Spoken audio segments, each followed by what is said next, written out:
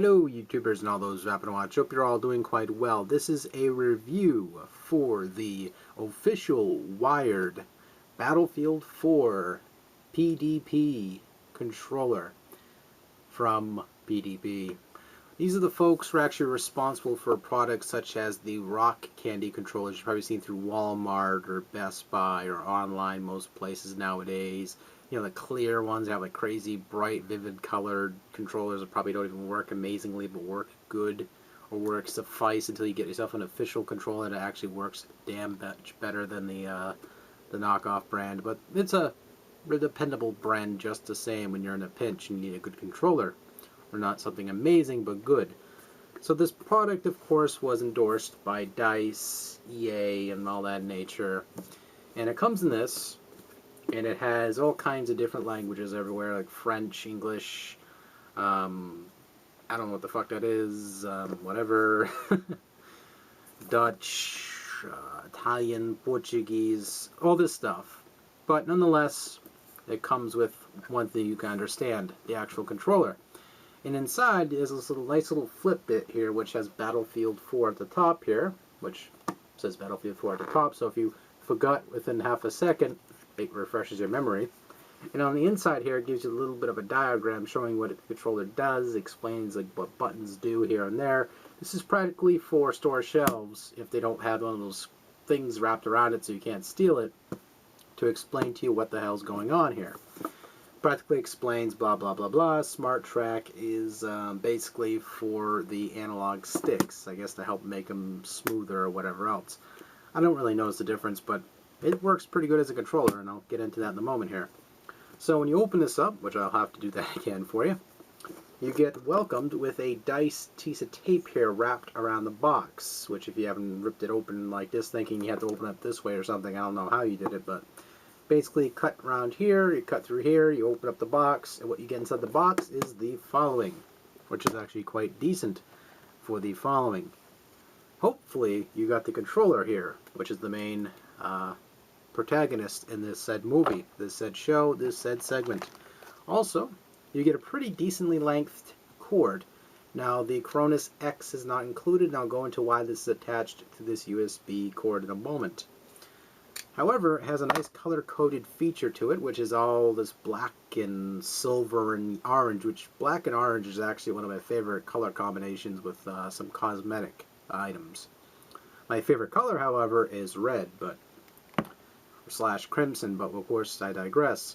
So, really high-quality controller cord here, which is used primarily for powering the controller and using the controller. Otherwise, you're not going to be using this controller without that.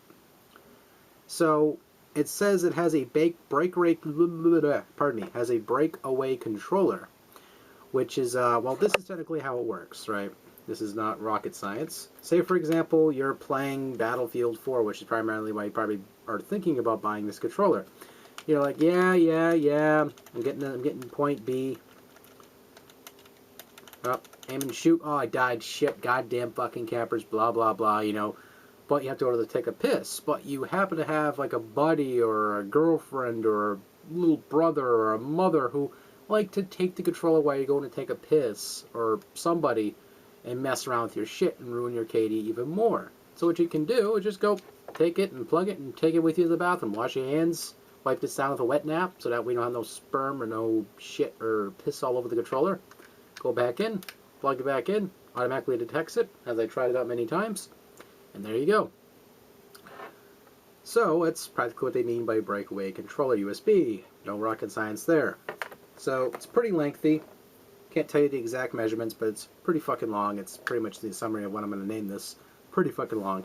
So it comes with that cord, and it comes with this pamphlet, which really has only roughly 3 pages worth of content. The rest of it's in different languages. So if you're like French, Spanish, Portuguese, whatever, Dutch, it has some languages for you, which I guess this was shipped universally. That's why there's multiple languages. So, you got the English. So quite simple instructions, just in case if you don't know how to use the micro system, which I'll go into here quite a moment here.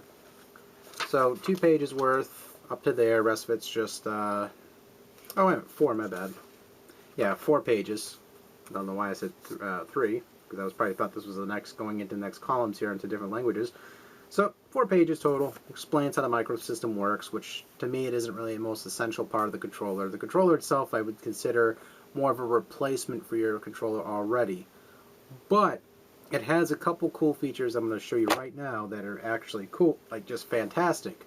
But they have a side effect which kind of leaves a bad taste in my mouth. So I'm going to plug that so that way you can get a better look at this controller. So at the top here you get your single bumper buttons here, which shows very resemblance of, as you've seen the controller previous, the Xbox 360 controller right here. My little Gears of War 3 edition controller, which is really nice. I love it. And comparably so, the controls are almost the same size, but the 360 one's bigger, bulkier, and heavier, which is nice because you know you have a good controller there because it's hefty. A little bit lighter on this department, which isn't a bad thing. So, again, almost the same size. This one has, you know, these 2 zinc buttons right up here, which you would assume, or would have thought out of the box, these would have been the aim to shoot, right? Well, no, it doesn't work that way. It's the bumpers. So, that's where I think they missed a big opportunity, or at least a way for people to use this button right here, this program button, to be able to click it in and swap out the buttons correspondingly. Say, for example, they wanted this button to be what? Then you could, I don't know, pick square, or this button, direction pad, some other button other than this button. They could have programmed the controller to do so, but they didn't, or they could have included some sort of third-party software off their website that allowed you to map this out the way you wanted it to be. They missed the opportunity, they missed the boat along the way. I mean, it's not a huge deal. I still got this device right here, the Cronus X, to do so, because that's the only thing I use this for is to swap out the trigger, the bumper, which is the aim in this case, to the trigger here. So I can play this on Battlefield 4 and Call of Duty Ghosts without too much of a problem, which is a nice thing. So, alright. Nonetheless, these zinc buttons are very responsive. Hopefully so, because they're fucking zinc. It's the most conductive, one of the most conductive metals. So therefore, you know you're going to be aiming pretty well. It's a good button, very responsive. Same thing with these buttons too. It is not like any of these buttons are unresponsive or not. They're completely responsive. That isn't the problem. It's just I wish they could have actually, because of the fact they have the trigger mechanisms here, they would have actually used that instead, allowing you to use any gadgets or anything else here. Again, big wasted opportunity, I think. So, past that point, you also have these little bits right back here, which are used for quick responses. So, for example, if you're playing Call of Duty Ghosts, you know, a little slide mechanic while you're running, which is basically if you duck, and at the same time you're running after a short distance, you start going like this, you can go slide. With one of these buttons, as you're running, you can go, or you could do a basically a drop shot really quick on the fly if you hold it down really fast. So that's basically what that's for, right out of the box. I mean, for a controller, it works very well. I mean, I had no complaints about the build quality. Nothing here bothers me as much. Obviously, I wish they could have, if they were going to, of course, bootleg the Xbox 360 style of gamepad, at least put this up there or something like that.